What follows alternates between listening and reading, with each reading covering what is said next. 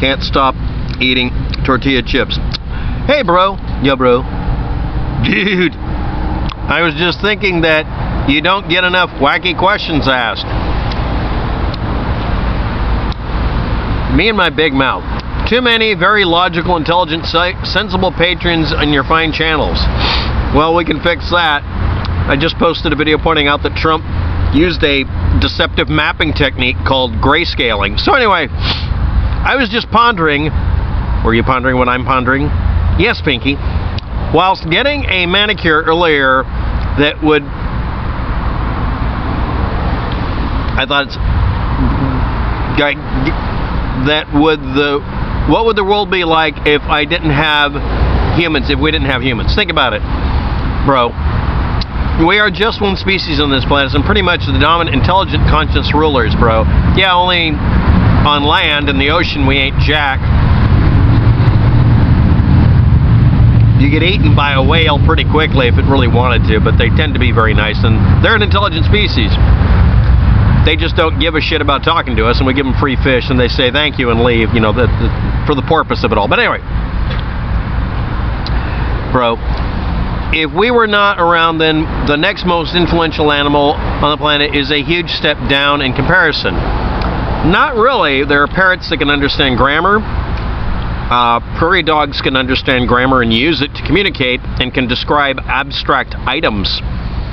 There are gorillas and chimpanzees that have learned sign language and taught others, which means they've learned something, learned a type of communication that was foreign, and then taught it to others.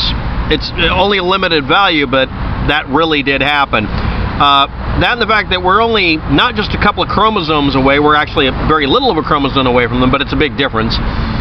But it's not the chromosomes, it's experience. It wouldn't understand about space, stars, planets, language.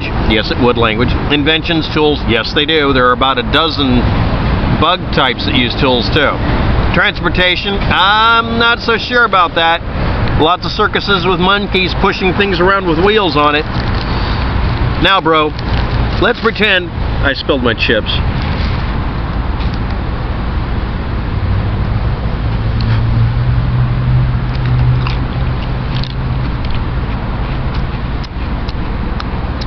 Let's pretend that we're an alien. Klaatu. Scientology for the win. Arriving on a humanless planet. What would you think of? Just think, bro. That should be easy. If we ever do as humans find another planet with life on it, what do you think is more likely, bro? Is it going to likely be some kind of fungus, bacteria? I'm pretty sure that the water bears are it. We now use them. They're called something-somethings on the Star Trek episodes. A planet of animals like ours, of different species, not necessarily what we'd consider intelligent, like cows and stuff, or occupied, hey cows, moo, moo, occupied by similar or more advanced life forms to us, or completely different. Like a jellified life form, a bit like an octopus. Thanks again, bro. You're a star. I must dash to my Zumba class. Now, ta-ta. Johnny Bravo. So anyway,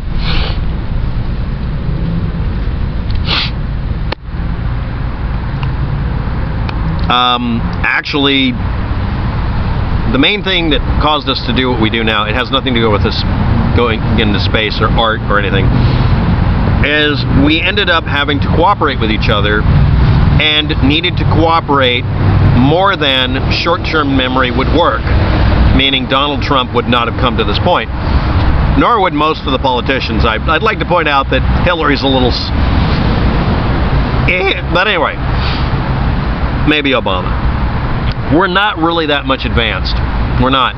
If you put humans by themselves, however, they spontaneously generate language and culture anyway, because it's the way we communicate and cooperate. It's the way we placate each other. It's the way we create economies, because we're interacting with each other and trying to prop each other up instead of tearing each other down. If anything, this was less evolved than we were before the Bible was written. Because we got along pretty well, and we didn't overpopulate. Because we couldn't. Well, no, we could. We did it sometimes. But this planet had a habit of swatting us like a bug. Doesn't happen much anymore. But I have to say, factually, if we ever do find a planet with any kind of animals on it, we'll exploit them.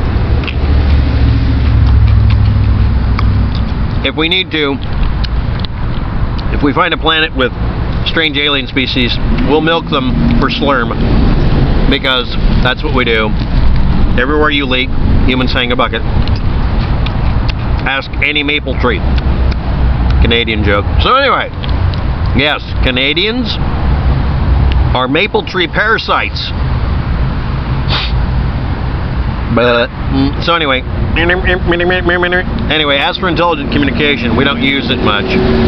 We may turn into a terrifying Star Trek universe where nobody knows how to read or write, but they talk to computers all the time.